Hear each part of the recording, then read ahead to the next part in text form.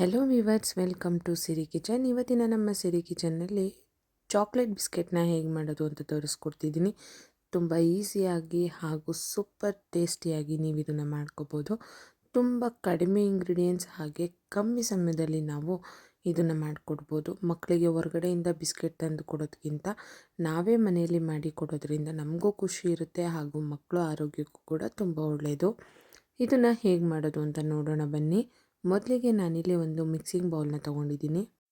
1 cup ಆಗೋಷ್ಟು ಮೈದಾ ಹಾಗೆ 3/4 ಕಪ್ಪಿನಷ್ಟು ಸಕ್ಕರೆ ಪುಡಿನ ತೊಗೊಂಡಿದ್ದೀನಿ. ನಾನು ಸಕ್ಕರೆನ ಗ್ರೈಂಡ್ ಮಾಡ್ಕೋಬೇಕಾದ್ರೆ 1-2 ಏಲಕ್ಕಿ ಕಾಯಿನ ಹಾಕ್ಕೊಂಡು ಗ್ರೈಂಡ್ ಮಾಡ್ಕೊಂಡಿದ್ದೀನಿ.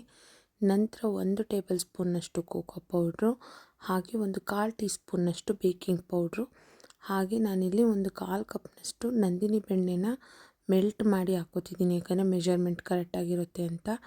ನಂತರ ನಾವಿವಾಗ ಎಲ್ಲನೂ ಕೂಡ ಒಂದು ಸಲ ನೀಟಾಗಿ ಇದನ್ನು ಮಿಕ್ಸ್ ಮಾಡ್ಕೊಳ್ಳೋಣ.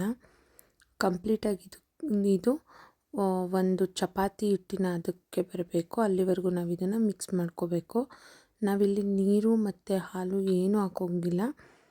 ಹಾಗೆ ಬೆಣ್ಣೆನ ನಾವು ಕರಗಿಸಿ ಹಾಕ್ಕೊಂಡಿರ್ತೀವಲ್ಲ ಅದರಿಂದನೇ ಇದು ನೀಟಾಗಿ ಉಂಡೆ ಆಗುತ್ತೆ. ನೋಡ್ತಿದ್ದೀರಲ್ಲ, ಈ ರೀತಿ ಕಂಪ್ಲೀಟಾಗಿದ್ದು ಆಗಿದೆ. ಇದಕ್ಕೊಂದು ಶೇಪ್ ಕೊಟ್ಕೊಳ್ಳೋಣ. ನಾನಿಲ್ಲಿ ಕೈ ಸಹಾಯದಿಂದನೇ ನಾನು ಶೇಪ್ನ ಕೊಟ್ಕೋತಿದ್ದೀನಿ. ನೋಡಿ, ಈ ರೀತಿ ನೀವು ಬೇಕಾದ್ರೆ ಶೇಪ್ ಮೋಲ್ಡ್ಗಳು ಸಿಗುತ್ತಲ್ಲ ಅದರಿಂದ ಕೂಡ ಮಾಡ್ಕೋಬೋದು.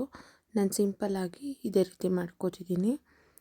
ಈಗ ಎಲ್ಲ ಉಂಡೆಗಳನ್ನೂ ಈ ಥರ ಮಾಡ್ಕೊಂಡ್ಮೇಲೆ ನಂತರ ನಾನಿಲ್ಲಿ ಒಂದು ಪ್ಲೇಟ್ಗೆ ನಾನಿಲ್ಲಿ ಬಟರ್ ಪೇಪರ್ನ ಹಾಕ್ಕೊಂಡು ಅದ್ರ ಮೇಲೆ ತುಪ್ಪ ಅಥವಾ ಎಣ್ಣೆನ ಸವರ್ಕೋಬೇಕು. ನಂತರ ನಾವು ಆಗಲೇ ಬಿಸ್ಕೆಟ್ಸ್ನ ರೆಡಿ ಮಾಡಿಟ್ಟಿದ್ದೀವಲ್ಲ ಅದನ್ನು ಎಲ್ಲನೂ ಈ ಪ್ಲೇಟಲ್ಲಿ ಇಟ್ಕೋತಿದ್ದೀನಿ. ನಂತರ ನಾವು ಒಂದು ಬಾಣಲೆಯಲ್ಲಿ ಉಪ್ಪನ್ನು ಇಟ್ಟು ಬಿಸಿ ಮಾಡಿದ್ದೀವಲ್ಲ ಅದರೊಳಗಡೆ ನಾನು ಇದನ್ನು ಇಡ್ತಿದ್ದೀನಿ. ಇದು ಕಂಪ್ಲೀಟಾಗಿ ಬೇಕಾಗೋದಕ್ಕೆ 40 to 45 ಮಿನಿಟ್ಸ್ ಬೇಕು. ನಂತರ ನಾವು ಇದನ್ನು ಬೇಕ್ ಮಾಡೋದಕ್ಕೆ ಇಟ್ಕೋತಿದ್ದೀವಿ. ಇದು ಕಂಪ್ಲೀಟಾಗಿ 40 to 45 ಮಿನಿಟ್ಸಲ್ಲಿ ಬೇಕಾಗಿ ಹೋಗ್ಬಿಡುತ್ತೆ. ಇಲ್ಲಿ ನಾನೊಂದು ಮಿಸ್ಟೇಕ್ ಏನು ಮಾಡುತ್ತೆ ಅಂತ ಅಂದರೆ, ನಾನು ತುಂಬ ಹತ್ತತ್ರ ಇಟ್ಬಿಟ್ಟಿದ್ದೆ, ಹಾಗಾಗಿ ಇದು ಈ ರೀತಿ ಕಾಣ್ತಿದೆ. ಬಟ್ ನಾವು ಸ್ವಲ್ಪ ದೂರ ಇಟ್ಟರೆ ನೀಟಾಗಿ ಅರಳುತ್ತೆ ಮತ್ತು ಚೆನ್ನಾಗಿರುತ್ತೆ.